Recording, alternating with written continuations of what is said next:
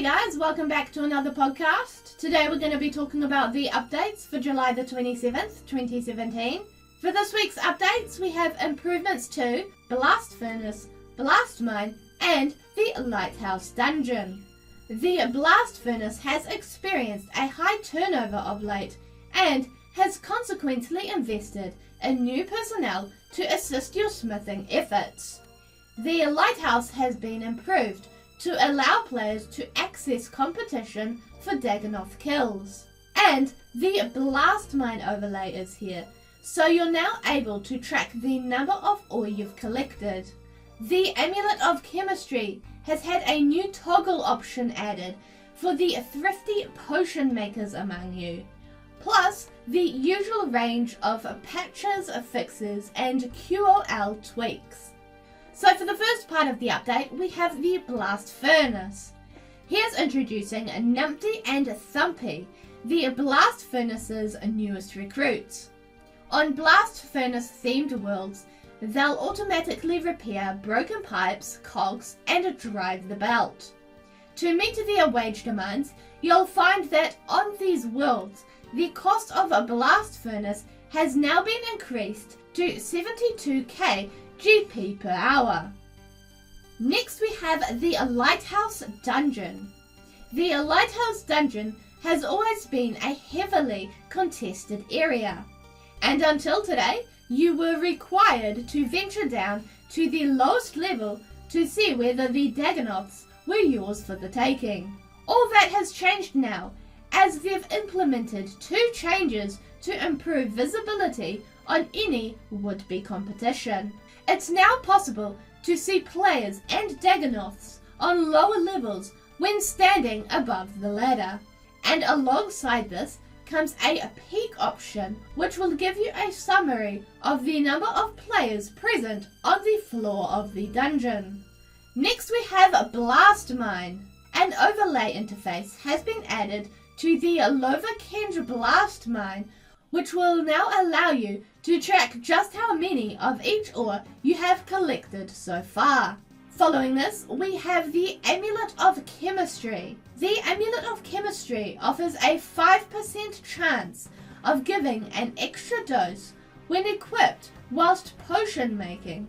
It has 5 charges and then breaks. Today's update brings with it a toggle option, which will stop your character from making more potions once the amulet breaks. This is perfect for those of you keen to get your money's worth. By default, you will not stop making potions when the amulet breaks. Next we have the end of the Deadman season. The autumn season has now ended. The top 2,000 players will be invited to the Autumn Invitational, which begins on September 18th and will reach its climax on stage at Runefest on September 23rd.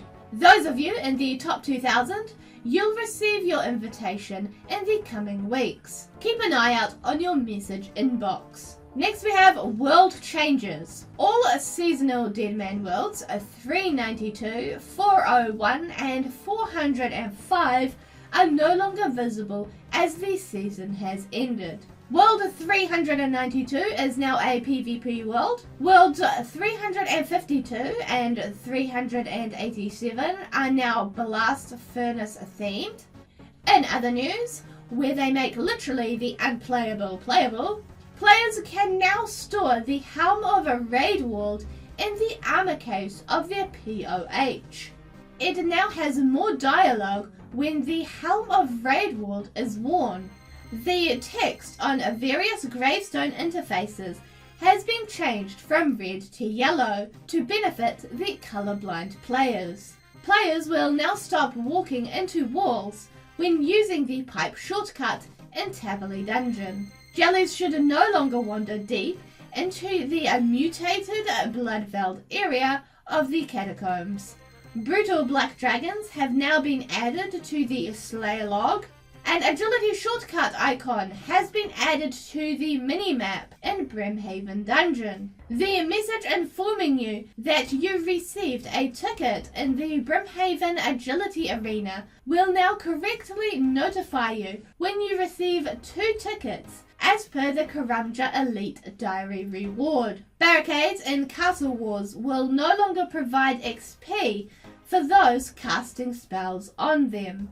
Ava's ammo retrieval effect no longer works for members in free-to-play Castle Wars. Relogging in Castle Wars while carrying a bronze pickaxe will no longer force you to the lobby. What was that about? The dialogue is now correct when asking about a magic skill cape. The fairy ring at the lighthouse now has a transportation icon on the minimap. Untradeable loot notifications will now show the quantity of items if there's more than one in the stack. Punctuation has been added to Chieftain Brunt's clue dialogue. One of the Grand Exchange bankers now functions as a financial wizard on Dead Man Worlds. And lastly, the unicorn cage in Adon Zoo has been changed to be an unsafe area in Dead Man mode. As a result, it's no longer possible to attack through the fence. And as always, all of these updates are available for discussion on the Jagex forums.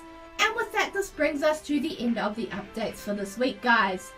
If there are any updates you guys are excited to hear about coming into the game, don't forget to leave it in the comment section below and let us know why. Also, guys, it is now your last chance to register for the interest of the old school mobile beta. I'm sure you guys have heard about the Runescape mobile app, so if you guys are interested in checking it out, register your interest now to be considered for the beta access and to be among the first to receive breaking news as it happens. They'll be taking the survey down on the 31st of July, so sign up while you can and to check out the new old school mobile app, which looks like it's going to be pretty awesome. So make sure you guys sign up if you guys are keen to check that out. Otherwise, this is the end of the video. I hope you guys enjoyed. If you did, don't forget to leave us a like, share this video with your friends, and don't forget to subscribe. Also, be sure to follow us on our Twitter page if you want to keep up to date with any more videos like these, or if you want to keep up to date with any of our game progress so far. I'll catch you guys in the next video, and happy scaping, everyone!